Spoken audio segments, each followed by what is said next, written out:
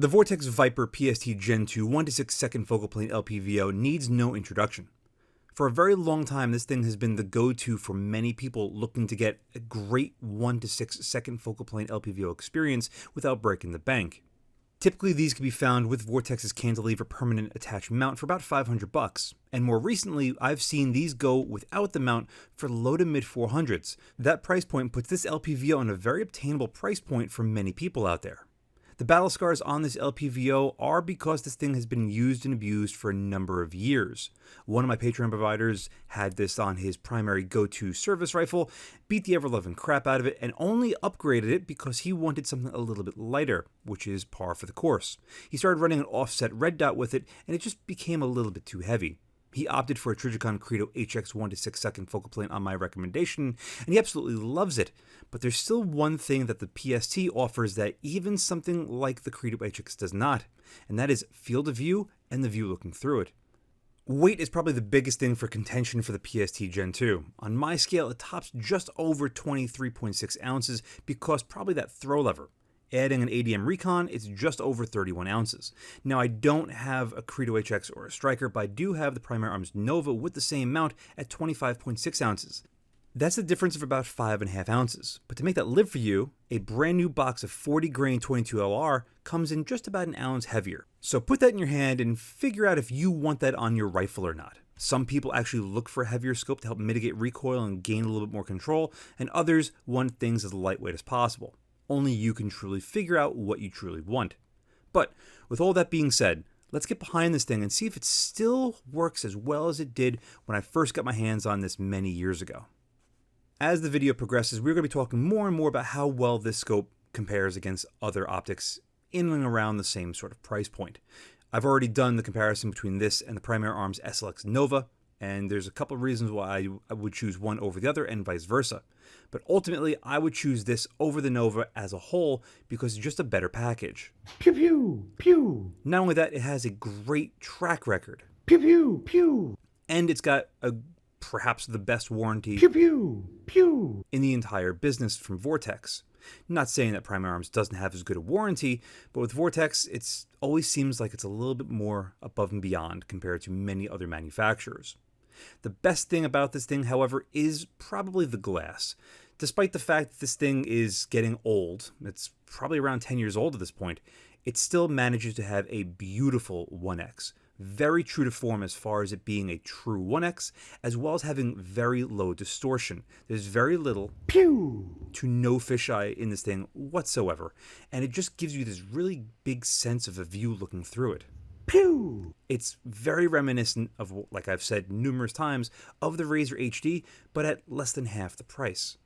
As far as the illumination goes, it might not be the overall brightest that you could possibly get from any one manufacturer, but it's more than bright enough for any environment that I've ever personally taken Pew pew pew. it into. You might want something brighter, in which case you have plenty of other options.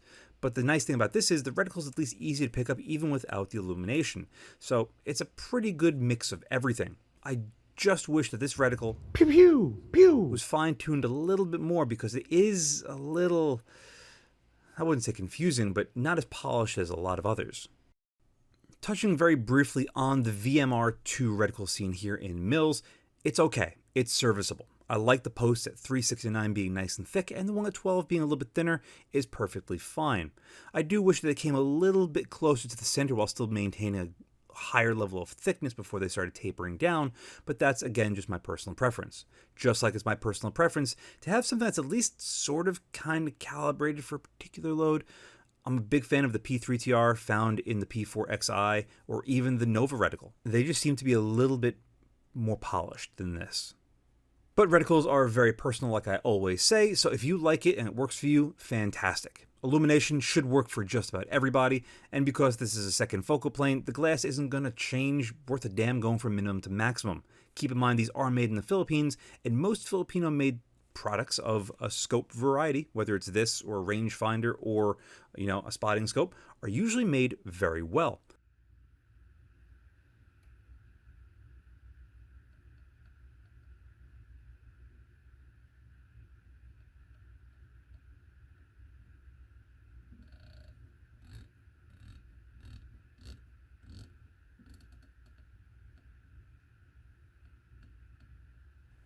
These turrets aren't going to win any sort of awards. However, they still offer a pretty good sound and a pretty good feel despite their age and use.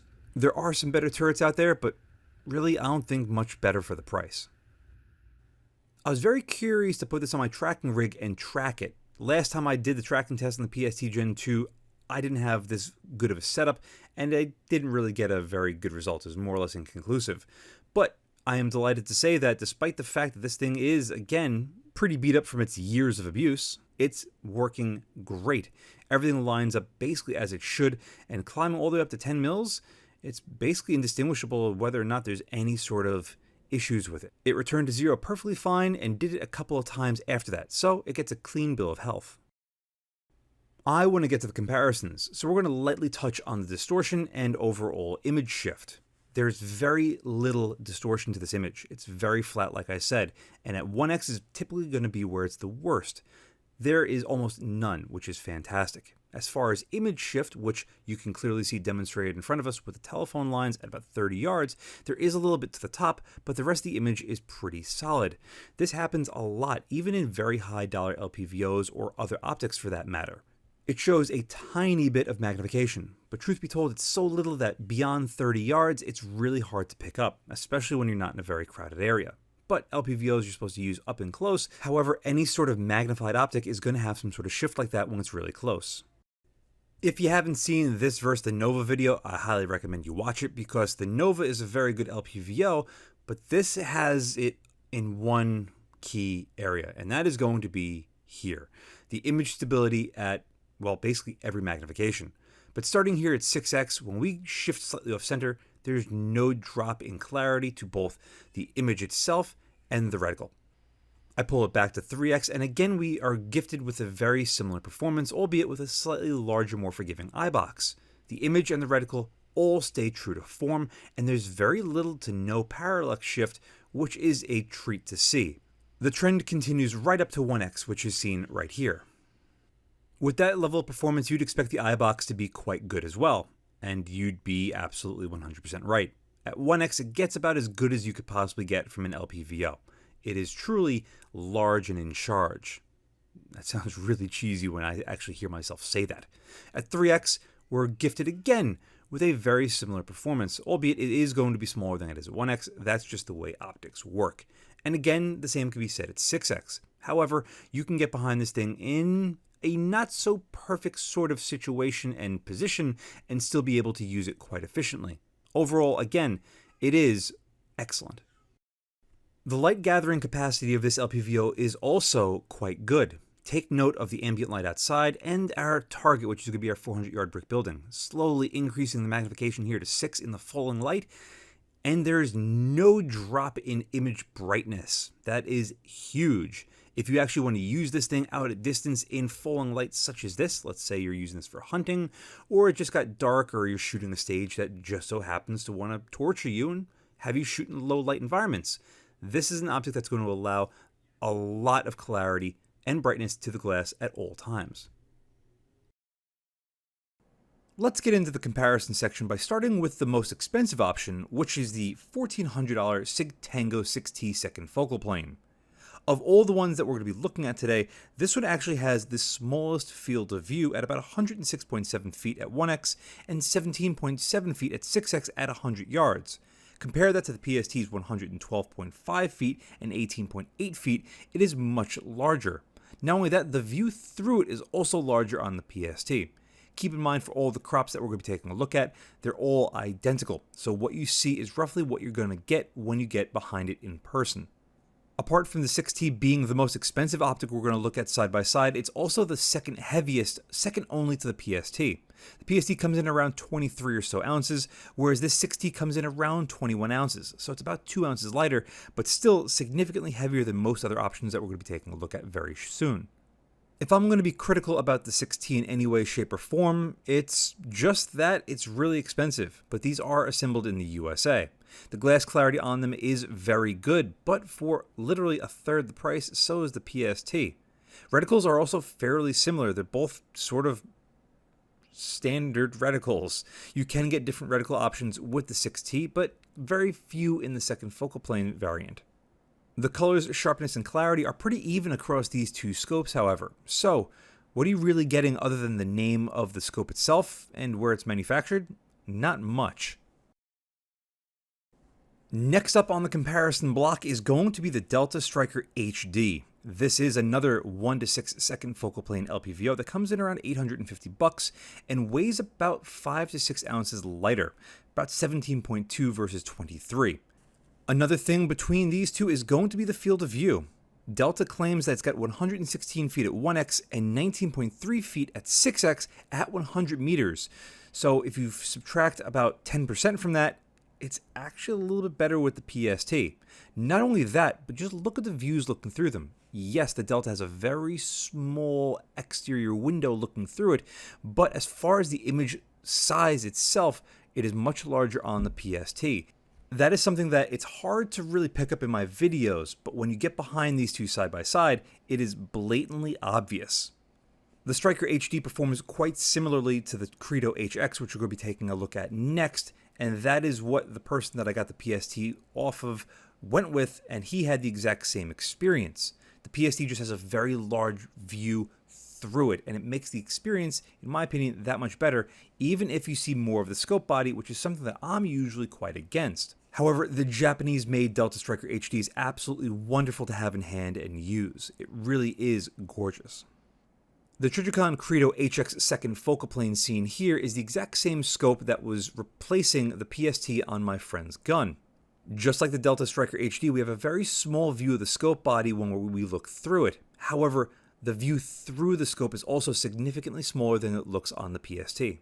However, despite that, this 19-ounce, $850-ish LPVO claims to have a field of view of 113.4 feet at 1x and an acclaimed 18.8 feet at 6x, which rivals that of the PST.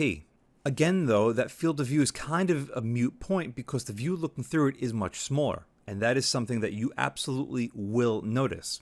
However, you will also notice that the, again, Japanese-made Trijicon Credo is absolutely wonderful in hand. It's got all the same controls as the Delta Stryker HD. In fact, the same price, very similar in weight, very similar in reticle and with illumination. For all intents and purposes, they're basically the exact same scope.